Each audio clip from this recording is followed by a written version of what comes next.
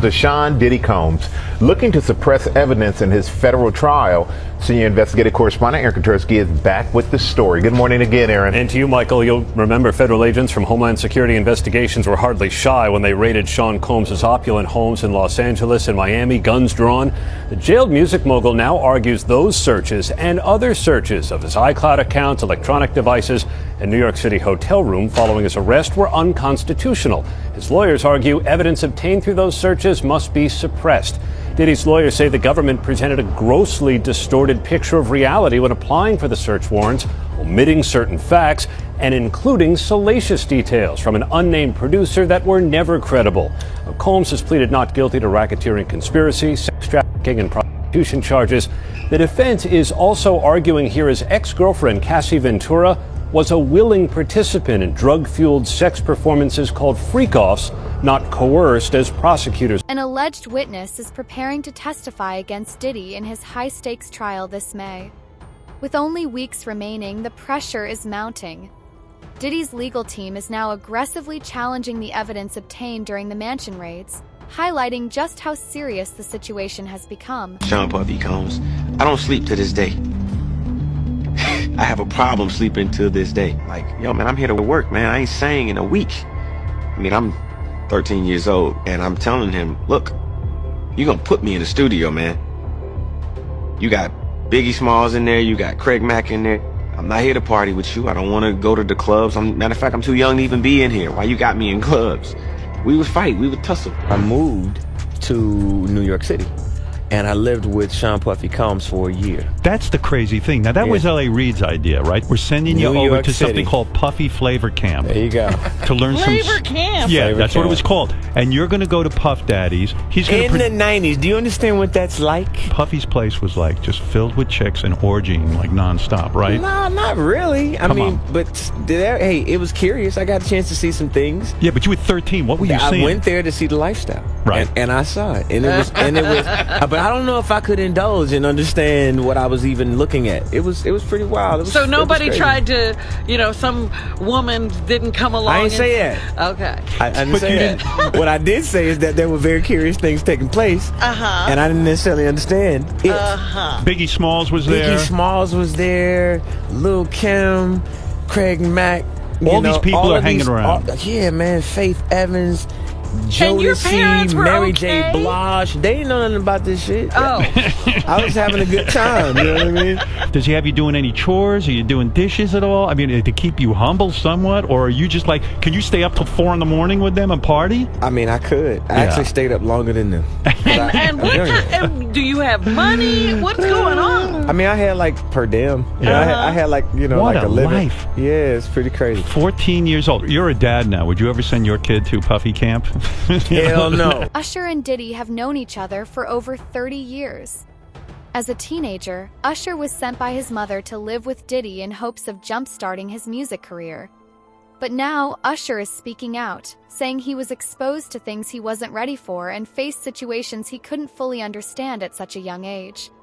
He's opening up about how those experiences shaped him in the long run. Some documents have leaked about Usher. They were obtained by Radar Online, and apparently back in 2009 or 2010, he had contracted herpes and passed it on to a celebrity stylist having unprotected sex with her. He had to pay $1.1 million to that woman for severe emotional distress, and he also covered her medical bills. That case was settled back in 2012. Now, allegedly, there was a greenish discharge from his penis. Whoa, that's a booger.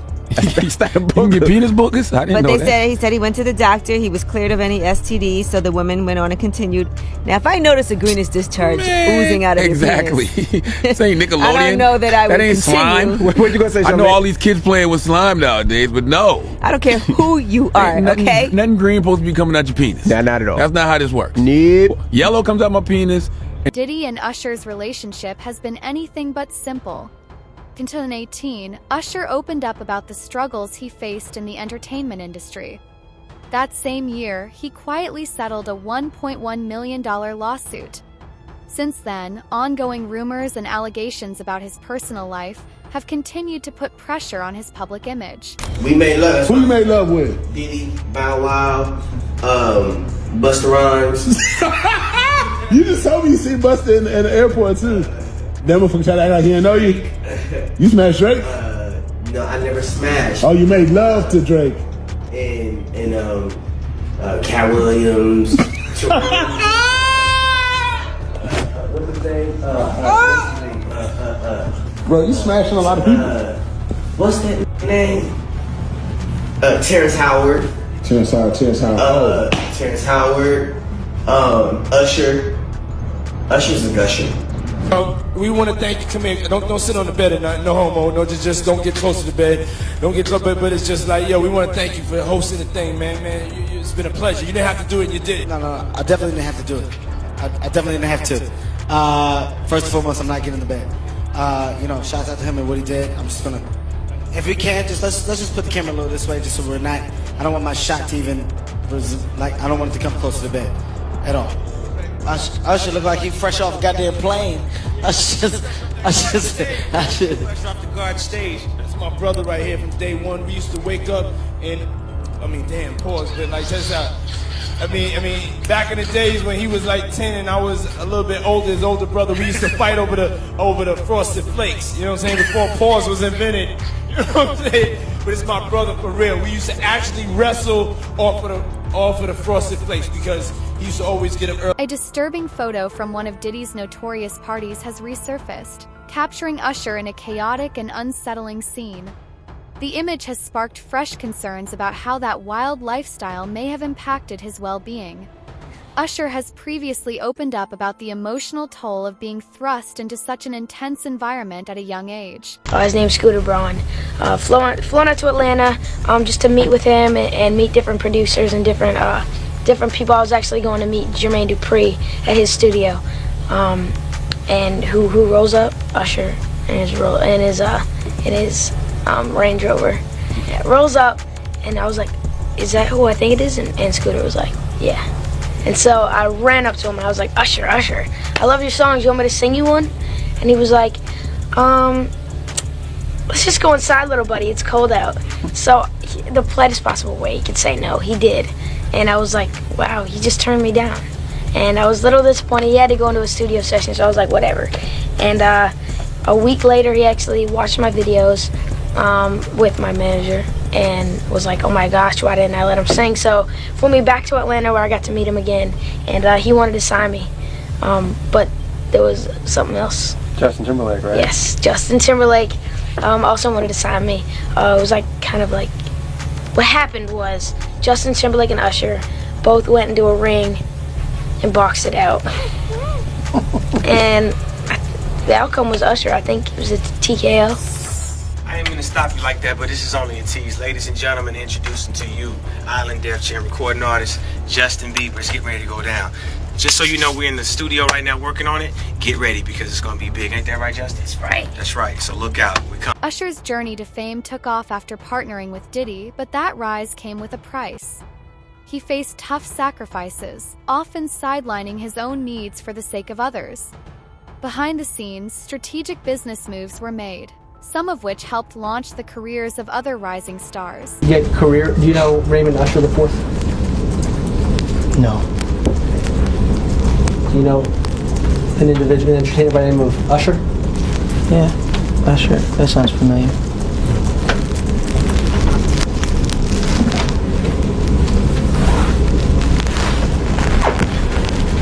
Isn't it true that Usher was instrumental in starting your career? What does that have to do with this litigation, Mr. DeKalb? This is just you trying to harass the client. Before we came back here, you had asked me. She's going to let her read back the question. Thank you for your memory.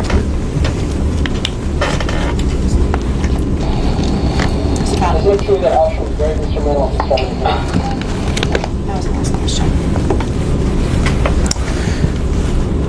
I was found on YouTube. I think that I was detrimental. Justin Bieber later revealed that his time with Usher had a major impact on his life, but not all of it was positive. What once appeared to be a guiding mentorship now seems far more complicated, with with both artists facing personal struggles along the way. Met Justin Bieber. This kid comes up to you. He's not Justin Bieber yet. He's just some kid.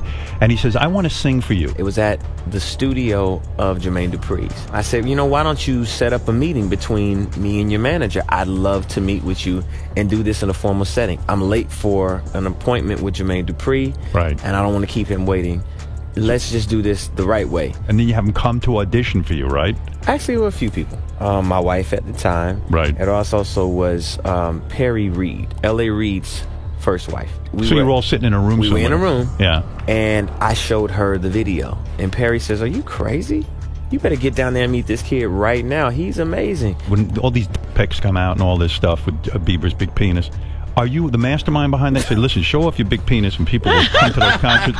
Or are you sitting there? Is that the kind of manager he's doing? Usher, are you sitting down with him and saying, yeah, show your or to leave it in your pants? I mean, do you sit him down and say, look, part of this is PR, Hey, man. by the way, he does have a brain of his own. Yeah, but were you shocked at the size of his penis? Hey, listen, he has a mind of his own. What he chose to do with his penis is his prerogative. He's managing that aspect of his life. But Usher is somebody... I have nothing to do with Justin Bieber. Over the years, Justin Bieber and Usher's relationship has noticeably shifted, with Justin now keeping his distance. He's been candid about how key moments in his life, including his bond with Usher, left a lasting impact on him. This montage, this is a montage that was shared by Evie Magazine. They do great work on their TikTok of Justin Bieber, again, just 15 years old, in Hollywood, surrounded by a bunch of adults. And you let me know if any of this registers to you as normal. Take a listen.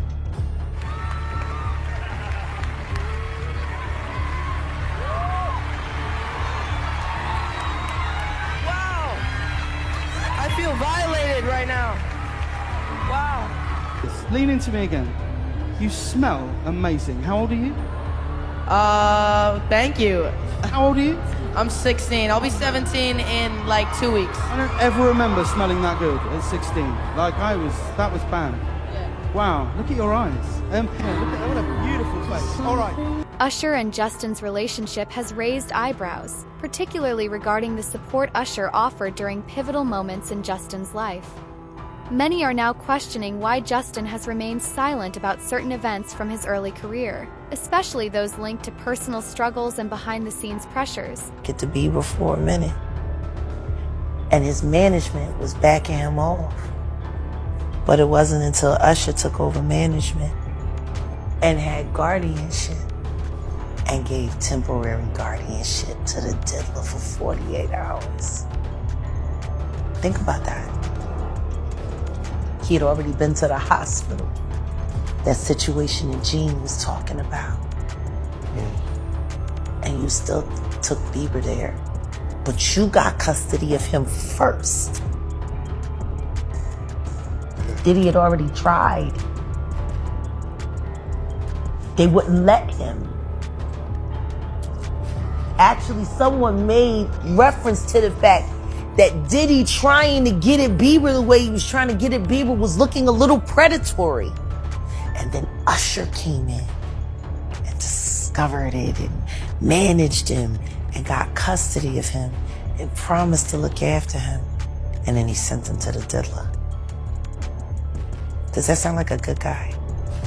It's horrible. Does that sound like a good guy? Now that we know what Diddy's really like. They're not seeing what the intentions was in his heart when he took Justin Bieber there. Oh. Let's be honest.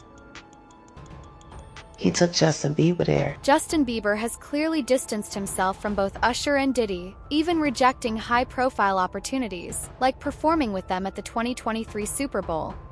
His decision speaks volumes about the current state of their relationship. Justin Bieber, is continuing the purge. He has now moved to unfollow Usher, okay, his original mentor. So this is a very big story. And the reason why we should discuss this and we should not diminish what is happening, it's not celebrity drama. This is actually the fall of Babylon that we are witnessing, Hollywood Babylon, that is. Something happened in the background and people started noticing some things last year. In 2024, you guys will remember that Usher was tapped to perform at the Super Bowl. And people therefore assumed, because usually when you are tapped to perform the Super Bowl, you bring in all your hits, you call up all your homies, There's all of these guest surprises of people jumping on stage, and it's a trip down memory lane. So everyone was really hyped and assuming that Justin Bieber would be on the stage with him, especially because Justin Bieber went to this Super Bowl. So the signs were there. But then news began breaking that actually, no, Justin Bieber had snubbed him, that he had turned down Usher. People were wondering if this was true or just, usual rumor mill in the media. But then Usher confirmed it on The Breakfast Club. Kind of seemed like he was trying to make it seem like it wasn't a big deal, that here I am the mentor and he turned me down. Here is what Usher said explaining that on The Breakfast Club. It might have been the fact that he was just, wanting to tell a different story right now. And I understand that. But we did have a brief conversation, and, we're going to do something else in the future. But there's no love lost or anything like that. I think that it's a lot of pressure for the Super Bowl, obviously, for me to put together a show. So I reached out to everybody. Justin wasn't the only person that I actually spoke to about doing the Super Bowl. But the moment was maybe for later. But Usher says we shouldn't count Justin out as a future halftime headliner. He's going to play the Super Bowl. I'll go ahead and give you that in the future. I profess that over his life and over his time, because he has a career that deserves it. But it just didn't happen. But that you gonna give him a pass, bro? I know. Let me reframe you on something. Remember Usher? We was at the Swiss Hotel. Puff had Kim in the room. Had one of Keith Sweat's baby mothers in the big room outside the master bedroom. He came outside in his robe. She gave him a fellatio right there. His back was turned to me. She gave him a fellatio. You knocked on the door. I came and opened the door for you. Puff went in the room. You came in the room and kissed that girl dead in her mouth. Now I'm telling that because you taking up for somebody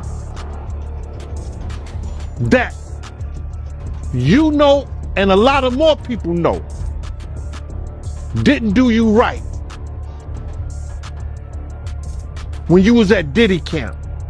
You mentioned minors, and a lot of people have been trying to drag Justin Bieber into this situation because there's a lot of suspect looking videos with Diddy and Bieber in it, and they're making a lot of allegations.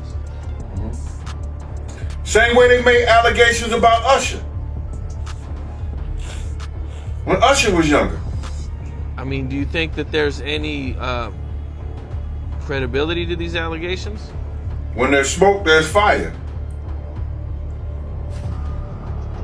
Why would Diddy be tapping his kid in his chest to see if he wired?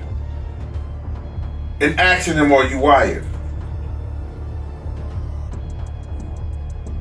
Why would he be confronting that kid?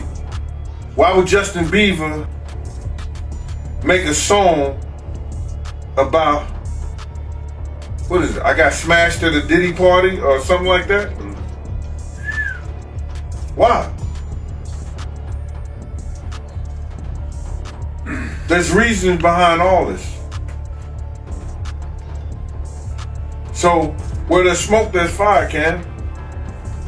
I wouldn't put it past him. Yeah, Justin, he's been real quiet about this. I mean, I think like a lot of the other celebrities. I was reading some, Cam, and the kids say after he went to Diddy camp, he started using drugs so heavy and was smashed every day.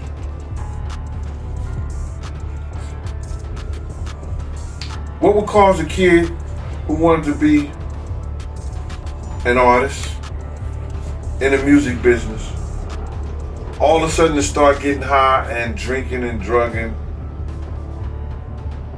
popping pills and smoking? What would cause a kid to do that? I mean, usually trauma. Or a Diddy party. if you don't mind me asking, because I know the topic is sensitive, what happened to Usher? I heard about some music executive from the industry back in Harlem.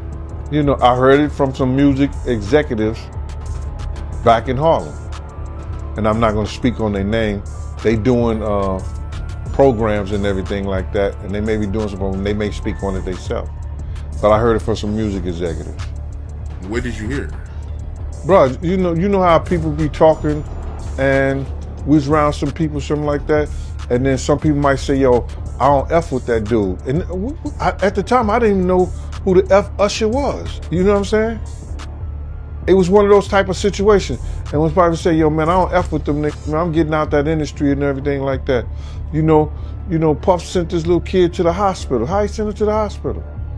Man, nigga was bleeding from the butt. And that's what was said. But I didn't even have a name for the kid at the time. Then you hear it